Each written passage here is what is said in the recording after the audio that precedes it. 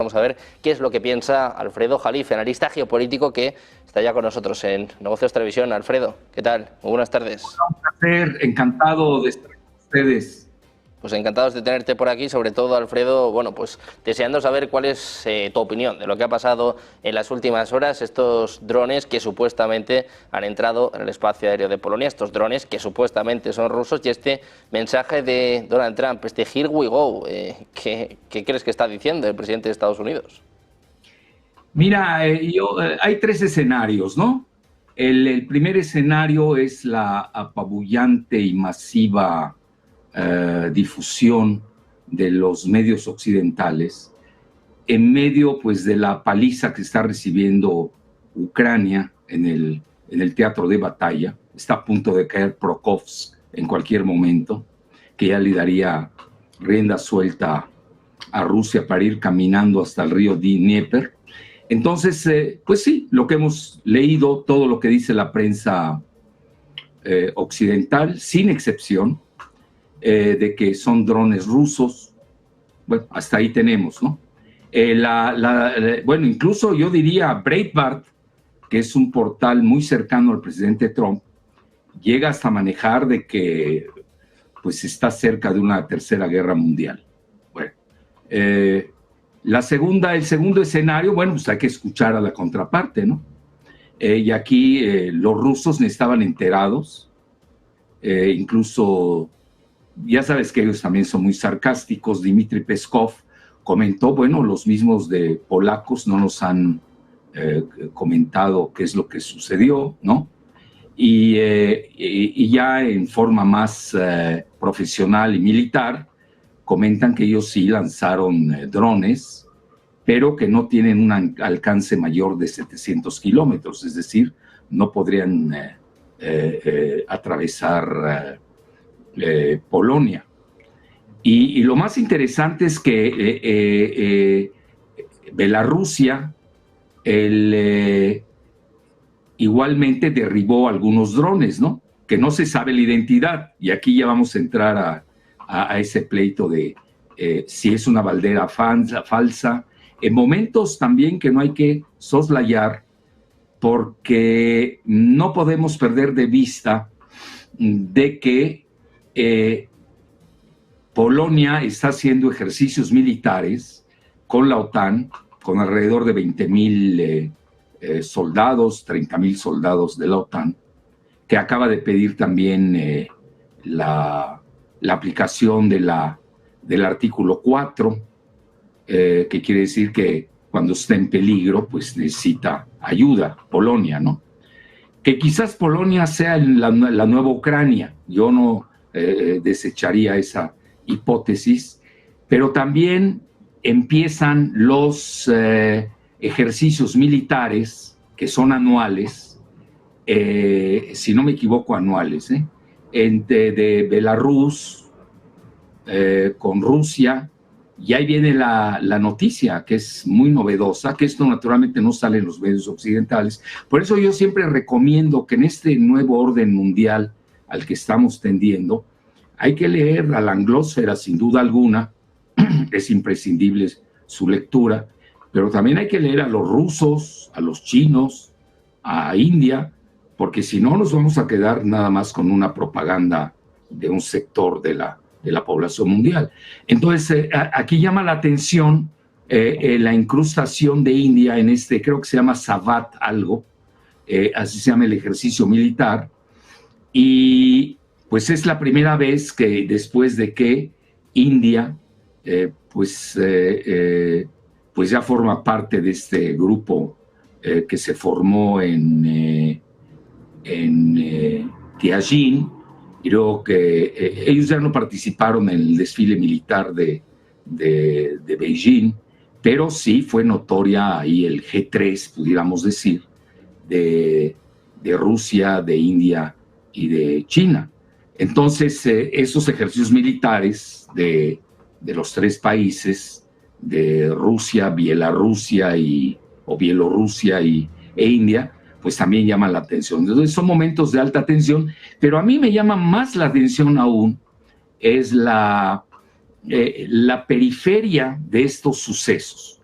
Es decir, estamos teniendo una grave crisis en Europa, no hay que perder de vista esos sucesos. Francia pues está al borde de otro 14 de julio, 1789, que ya, bueno, se han tardado, porque desde cuándo viene lo de los chalecos amarillos, ya entró en ingobernabilidad. Francia tiene una grave crisis financiera, presupuestaria, etcétera, y estamos hablando que es la principal potencia nuclear de la Unión Europea, si no la única. Y además tenemos la grave crisis en Gran Bretaña con Starmer, ¿no? Y donde también estamos viendo que exhiben una gran ingobernabilidad. Digo, yo ya me perdí en un año, si no me equivoco, en Francia llevan 3 primer ministros cambiados. En Gran Bretaña, en lo que van de 5 años, más o menos, ¿no? Tienen otro tanto de primer ministros. Eso es lo que hay que ver. Es decir, hay que ver detrás que muchos de estas falsas banderas o de esta propaganda que no es cotejada por yo diría, pues yo no sé quién queda de neutral en el planeta, pero sí hay que cotejar con la contraparte, por lo menos. Tienen que ver mucho con esta situación, y yo no perdería tampoco de vista otras 2 cosas más. Hoy vuelve a rebotar el asunto del Pfizer Gate de von der Leyen, todo el escándalo ahí en el que está metida.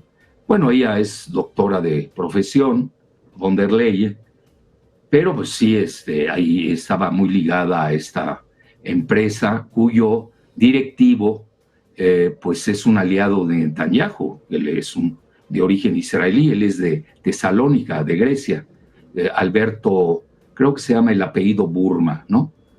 Que alguien nos corrija. Bueno, ¿a qué quiero llegar?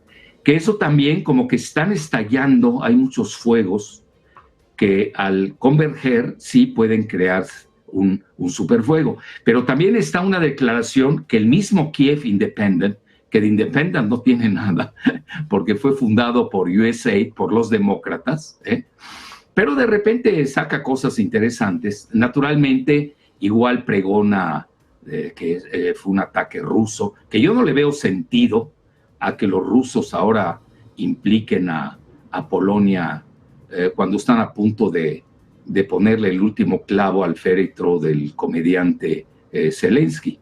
Entonces, la nota que me llamó también la atención es de que el vicepresidente, nada menos que J.D. Vance, comenta que Estados Unidos, en la etapa de Trump II, ha hablado claramente con Europa y con Rusia de que ellos están dispuestos a hacer negocios y a no imponer sanciones a Rusia. Bueno, entonces aquí pues hay que elucidar bien.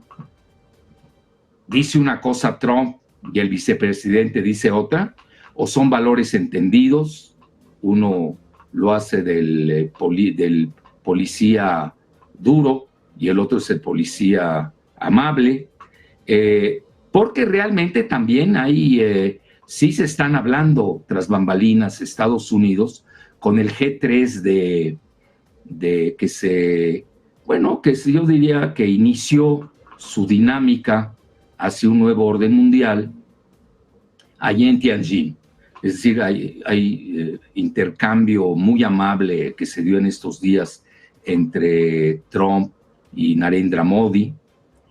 También el mismo presidente Trump ha comentado que en la cumbre de la PEC, que va a ser a finales de octubre en Sudcorea, pues es altamente probable que se encuentre con Xi Jinping. Al menos son notas de un sector de la prensa de Estados Unidos que no es nada favorable a Trump, por cierto, que ahorita le acaba de llover de nueva cuenta, acaba de rebotar el escándalo de Epstein, y donde yo veo que el gobierno de Trump, de Estados Unidos, tiene más problemas internos que externos. Ahora, en medio de esto estamos viendo muchos conflictos periféricos, pero también quiero abonar a de que hay mucha comunicación con Rusia.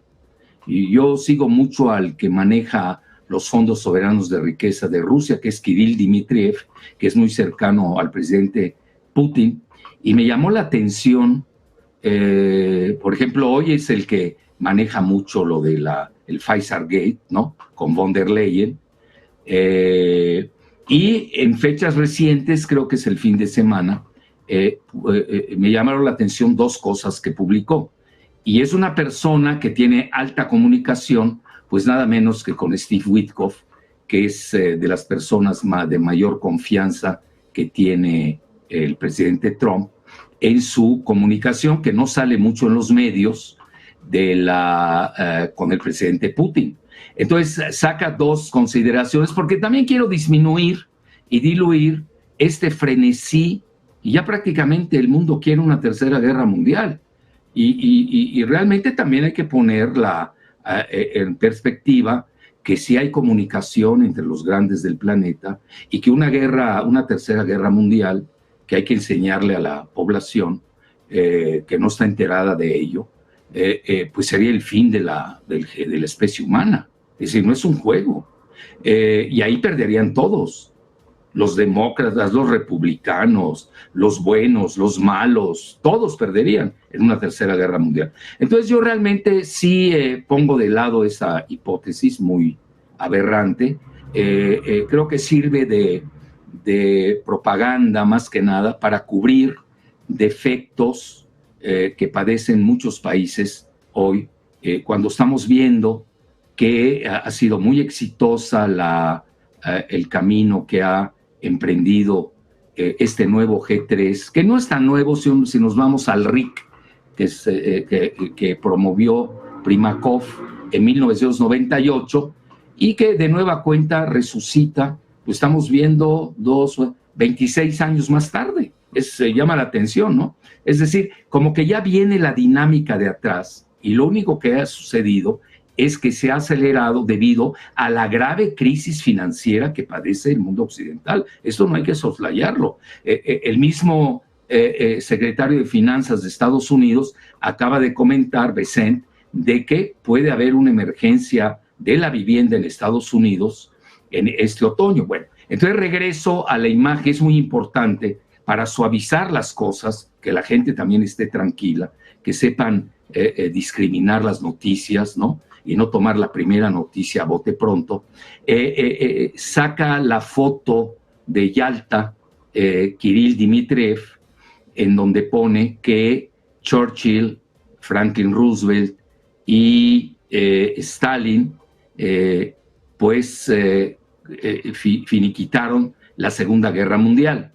Y abajo pone una foto entre Putin y Trump en Anchorage, en Alaska, en donde precisamente comenta que Putin y Trump van a impedir la Tercera Guerra Mundial. Entonces, ahí ya eso nos da algo de tranquilidad, porque ya están hablando los grandes, ¿no? Yo entiendo, los multimedia quieren vender, y mientras más crean pánico, venden más periódicos, venden más horas rating, etcétera, etcétera. Pero nosotros también tenemos el derecho de analizar. Y estoy viendo mucha comunicación. Por ejemplo, el último día, el mismo Putin en Vladivostok, en esta famosa cumbre que este foro económico euroasiático que se dio allá en el lejano oriente, en Vladivostok, precisamente dijo que él estaba de acuerdo con impulsar inversiones trilaterales en el corredor del Ártico. Incluso incrustó a la misma Alaska, en donde pues participarían para explotar las grandes reservas de hidrocarburos que se encuentran en el Ártico, con China, que ya se definió como un país. Son muy simpáticos los chinos, ¿no? Se definieron como casi del Ártico. Pues yo no veo en que estén tan cerca del Ártico, están a 3,000 kilómetros. Pero sí, lo que sí tiene de casi del Ártico China es que es el país que más reservas tiene de divisas y de oro hoy en el mundo, cuando estamos viendo también que hay un alza casi exponencial del oro y la plata. Entonces yo creo que hay que conformar, para no perderse con una sola noticia, a ver todo el tablero de ajedrez mundial, y no estar viendo notitas aparte, sino que hay que saberlas manejar para tener un mejor ajedrez mundial, del tablero, una visión. Y luego también estamos viendo, el mismo Wall Street Journal lo publicó, de que ya está preparando ExxonMobil, que es icónica, viene desde los Rockefeller en Estados Unidos, para hacer inversiones tanto en la región rusa y también en Sajalín, precisamente con la empresa estatal rusa de Rosneft. Entonces, sí tenemos que discriminar esas situaciones y quizás, pues esa es mi muy humilde opinión, Trump, que es muy buen mercadólogo, que eso hay que reconocerlo, que tiene graves problemas internos por toda la cuestión de Epstein, que ha vuelto a rebotar, la crisis interna económica, etcétera, etcétera. Él pues también necesita una cierta cobertura donde no tiene el apoyo, entrecomillado, de sus aliados en Europa. Y a esto le tenemos que agregar, ¿no?, que curiosamente alguien mueve el asunto de Nepal sin perder de vista que Nepal pues es un país que está entre India y China, y el primer ministro acababa de viajar a China y estaba por visitar India. Y en la misma prensa india, que hay que leerla ahora más que nunca, comenta, pues de eso se trata precisamente, de esta famosa revolución del Internet, que todas las agraviantes que comentan los jóvenes de Nepal, pues tienen razón, ¿no? Porque hablan de una gran corrupción, el gran desempleo que tienen los jóvenes, pero yo podría decir, pues Nepal es parte de, además ellos están copiando mucho lo que pasó en Bangladesh y derrocaron al gobierno. Entonces hoy sí yo creo que cada día más tenemos que ver un enfoque más global, menos local, pero sí lo global, lo local, que participa tanto en lo regional como en lo global, sin perder de vista también los juegos hegemónicos propios que tienen las superpotencias, como es el caso que hoy tenemos el asunto de Venezuela, ¿no?, en donde se están apretando las tuercas por una sencilla razón. Yo siempre lo he comentado, pues Venezuela ostenta la mayor reserva de petróleo del planeta cuando se mide el petróleo convencional y no convencional, además de agregar que es una gran potencia aurífera. Entonces son muchas cosas las que están en juego, y ya no me quiero meter a Sudán, al Congo, porque no acabaríamos. Bueno, pues un momento de mucha tensión geopolítica, un momento en el que hablábamos de problemas para Donald Trump. Vamos a contar una última hora importante dentro de estos líos que tiene en lo que refiere a la política interna. El presidente de Estados Unidos, Donald Trump, acaba de apelar este miércoles la orden de un juez federal que le impide despedir a la gobernadora de la Reserva Federal, Lisa Cook, mientras continúa una demanda que impugna su destitución. La apelación se produjo un día después de que la jueza del Tribunal de Distrito de Estados Unidos, Giacov, en su decisión dijera que el interés público en la independencia de la Reserva Federal pesa a favor de la restitución de Cook. También dijo que Cook ha demostrado contundentemente que su supuesta destitución por parte de Trump ha violado el requisito de la ley de la Reserva Federal de que los gobernadores de la Junta sean destituidos solo por una causa legal. Donald Trump, que intenta coger el control de la Reserva Federal, apela la decisión de este juez que bloqueaba el despido de Lisa Cook. Pendientes de los problemas internos de Estados Unidos, pendientes de estos mensajes por parte de Donald Trump, que bueno, reaccionaba ante este incidente con drones polacos, decía "Here we go".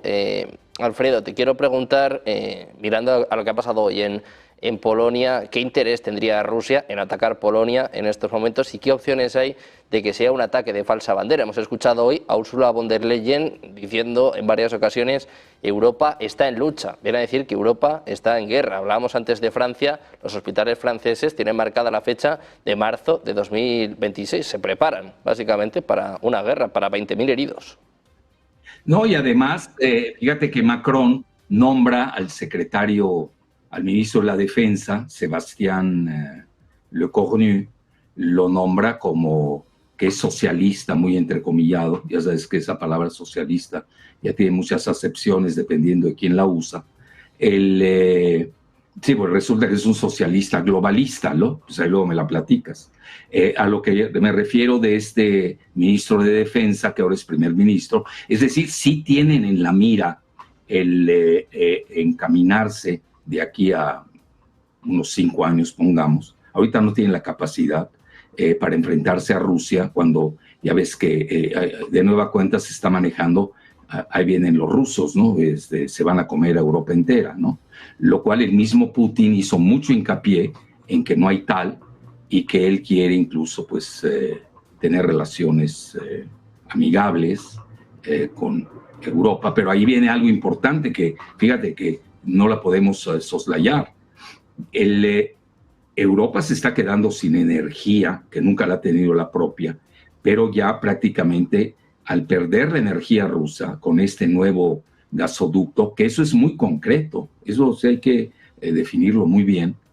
Si algo concreto surge de la cumbre de Tianjin, es el gasoducto que va de la península Yamal, ahí en el Ártico, de Rusia, pasa por Mongolia y desemboca a China, donde pues prácticamente China va a tener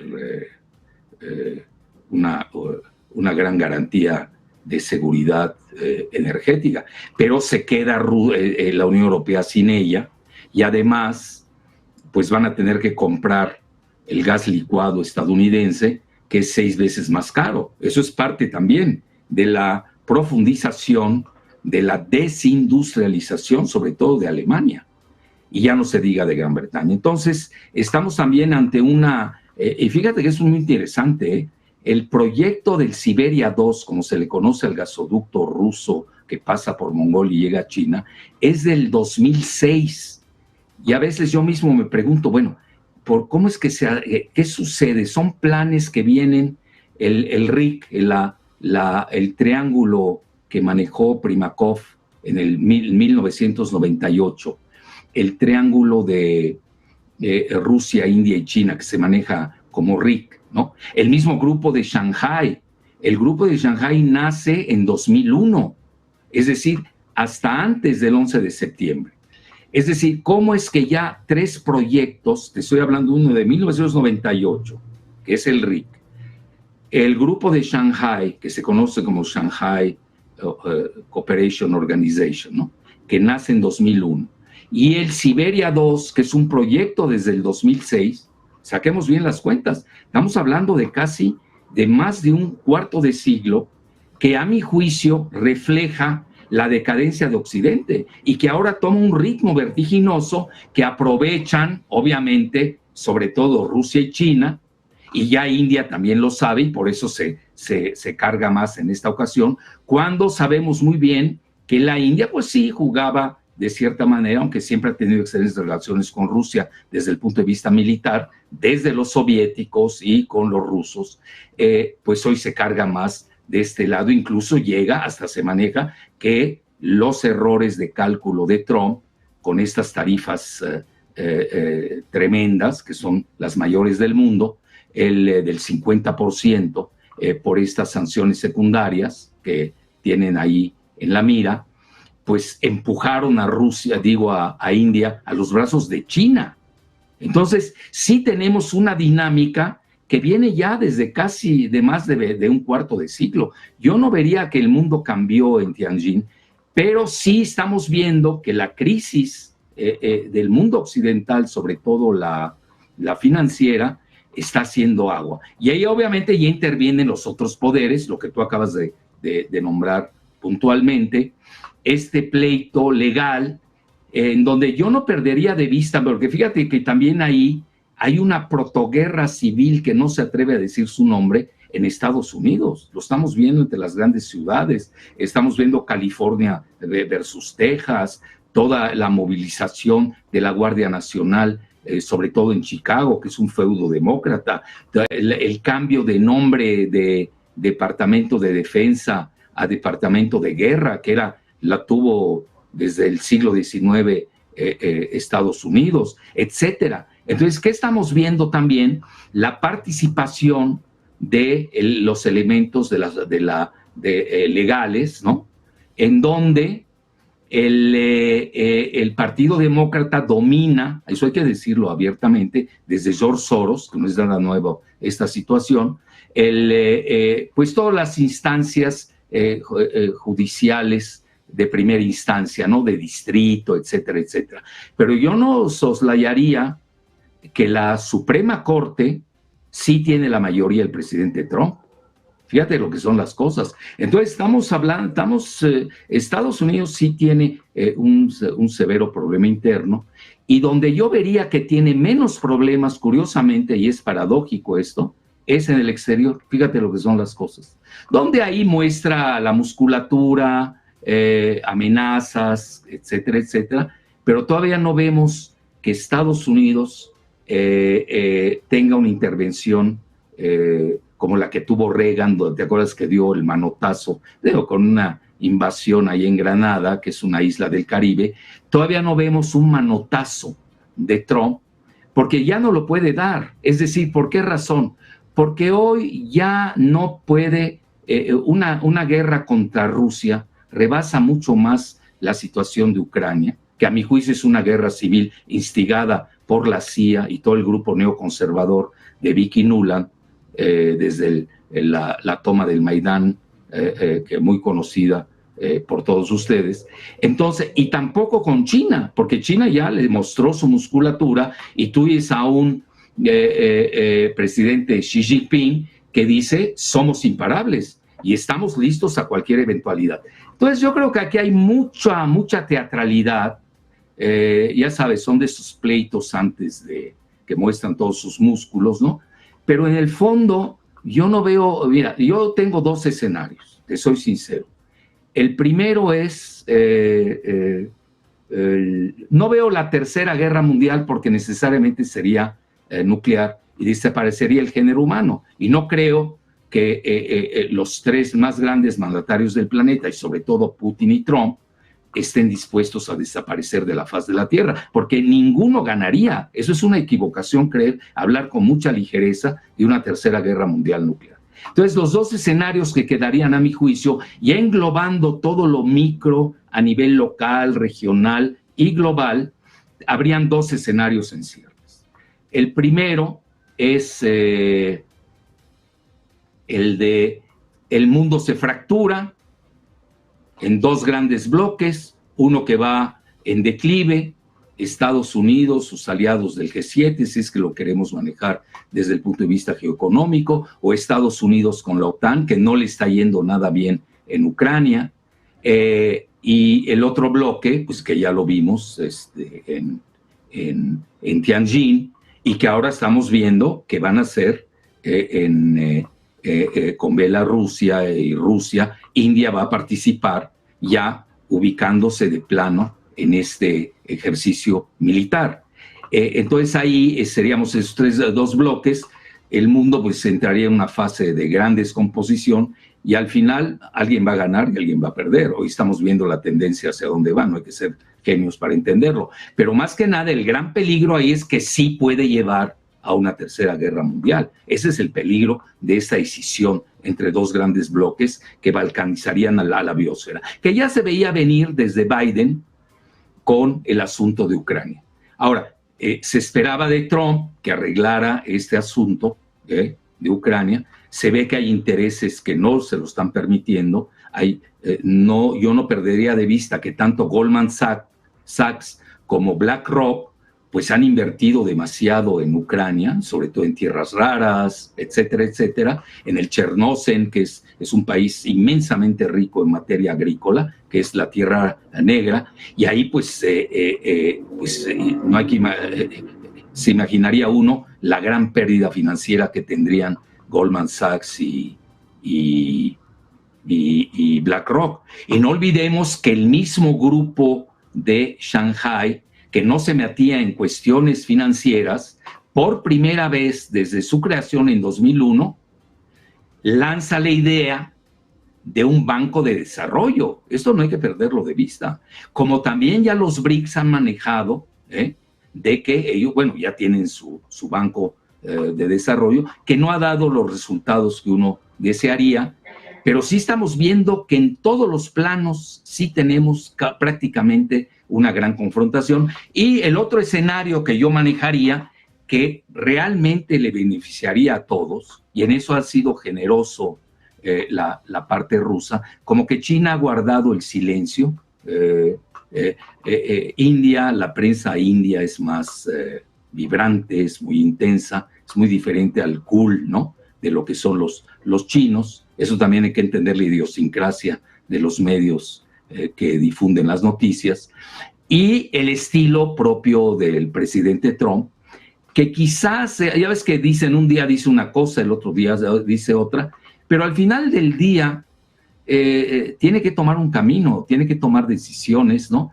Y hasta ahora yo no veo una gran confrontación, al menos desde el espíritu de Alaska, en Ajax, en la cumbre con Putin y en Anchorage, y al menos sí se está viendo, los rusos le están tendiendo un puente de plata. Es decir, a quien menos le conviene una dislocación del orden interno en Estados Unidos, que sea en detrimento de Trump, pues es a los rusos, porque se caería todo. Entonces, en este escenario, a mi muy humilde entender, pues a todos les conviene el G4, que esa parte quizás me faltó decirla en lo de una caricatura que sacó Kirill Dmitriev, que es el asesor en materia, bueno, el que está encargado de los fondos soberanos de riqueza en Rusia, y que pone ya no a un G3, que nadie contaba el cisne negro que iba a aparecer de pronto con India, pero sí él no soslaya que Estados Unidos, Rusia, India y China son parte de este nuevo orden mundial que es G4. Entonces, pues mira, mi muy humilde opinión es que el mundo será cuatripolar o no lo será. Bueno, pues nos despedimos con este titular en este momento de tanta tensión geopolítica, con India ganando peso y esperando a ver lo que decía un Donald Trump, que lanzaba, bueno, pues un mensaje cuanto menos preocupante después de estos drones rusos en Polonia. Muchísimas gracias, Alfredo, como siempre, por estar con nosotros, por tu análisis. Un placer. Muchas gracias. Muy buen día.